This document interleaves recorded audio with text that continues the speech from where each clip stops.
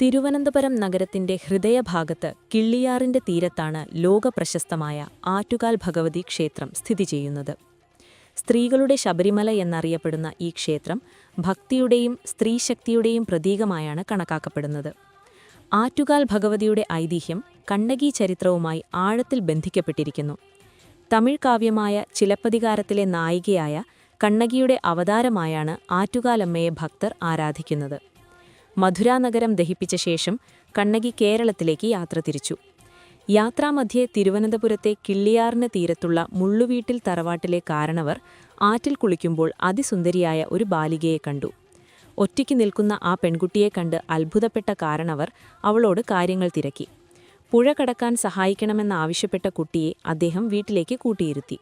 എന്നാൽ ഭക്ഷണവും മറ്റും നൽകാൻ അകത്തുപോയി തിരിച്ചു വന്നപ്പോൾ ആ പെൺകുട്ടിയെ അവിടെ കണ്ടില്ല. അന്ന് രാത്രി കാരണവർക്ക് ഒരു സ്വപ്നദർശനമുണ്ടായി. സ്വപ്നത്തിൽ വന്ന ആ പെൺകുട്ടി താൻ സാക്ഷാൽ ആദിപരാശക്തിയാണെന്നും തനിക്ക് വസിക്കാൻ അനുയോജ്യമായ സ്ഥലം അടയാളപ്പെടുത്തിയിട്ടുണ്ടെന്നും അറിയിച്ചു. പിറ്റേന്ന് രാവിലെ അദ്ദേഹം നോക്കിയപ്പോൾ പറമ്പിലെ കാവിനുള്ളിൽ 3 വരകൾ കണ്ടു. ദേവി കാണിച്ചു തന്ന ആ സ്ഥാനത്ത് കാരണവർ ഒരു ചെറിയ ക്ഷേത്രം നിർമ്മിച്ചു. കാലക്രമേണ അതിന്നത്തെ പ്രശസ്തമായ ആറ്റുകാൽ ഭഗവതി ക്ഷേത്രമായി മാറി.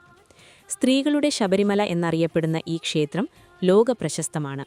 മധുര ദഹിപ്പിച്ചെത്തിയ ദേവിയുടെ വിശപ്പടക്കാൻ സ്ത്രീകൾ നൽകിയ നിവേദ്യത്തിന്റെ സ്മരണയ്ക്കായാണ് പ്രശസ്തമായ പൊങ്കാല നടത്തുന്നത്. ലോകത്തെ ഏറ്റവും കൂടുതൽ സ്ത്രീകൾ ഒത്തുചേരുന്ന ചടങ്ങ് എന്ന നിലയിൽ ഇത് ഗിന്നസ് ബുക്കിലും ഇടം പിടിച്ചിട്ടുണ്ട്.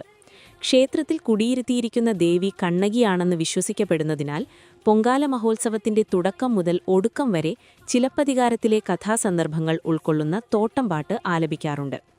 പൊങ്കാലയ്ക്കൊപ്പം തന്നെ പ്രശസ്തമാണ് ബാലന്മാർ നടത്തുന്ന കുത്തിയോട്ടവ്രതവും ബാലികമാർ നടത്തുന്ന താലപ്പൊലിയും. ഇത് ദേവിയോടുള്ള ഭക്തിയുടെയും സമർപ്പണത്തിന്റെയും പ്രതീകമാണ്. പൊങ്കാല ദിവസം തിരുവനന്തപുരം നഗരം മുഴുവൻ ഒരു യാഗശാലയായി മാറാറുണ്ട്. ജാതിമത ഭേദമന്യേ ലക്ഷക്കണക്കിന് സ്ത്രീകളാണ് ഇതിൽ പങ്കെടുക്കുന്നത്.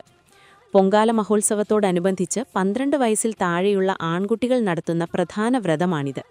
7 ദിവസം ക്ഷേത്രത്തിൽ താമസിച്ച് കർശനമായ വ്രതാനുഷ്ഠാനങ്ങൾ പാലിക്കണം.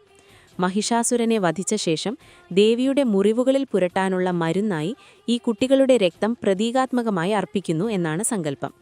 ഉത്സവത്തിന്റെ അവസാന ദിവസം കുട്ടികളുടെ വാരിയെല്ലിന് താഴെ സ്വർണ്ണനൂൽ കോർക്കുന്ന ചടങ്ങാണിത്.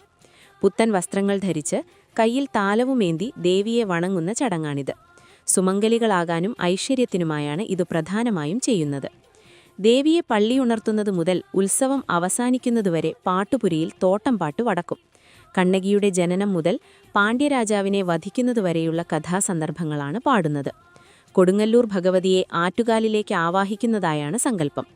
പാണ്ഡ്യരാജാവിന്റെ വധം പാടിത്തീരുന്നതോടെയാണ് പൊങ്കാല അടുപ്പിൽ തീ പകരുന്നത്. പൊങ്കാല കഴിഞ്ഞാൽ അന്ന് രാത്രി ദേവി മണക്കാട് ശാസ്താവ് ക്ഷേത്രത്തിലേക്ക് എഴുന്നള്ളുന്നു. മണക്കാട് ധർമ്മശാസ്താവ് ദേവിയുടെ സഹോദരനാണെന്നാണ് വിശ്വാസം. വൻ ജനപങ്കാളിത്തത്തോടെ നടക്കുന്ന ഈ ഘോഷയാത്ര കാണാൻ 10,000 എത്താറുണ്ട്.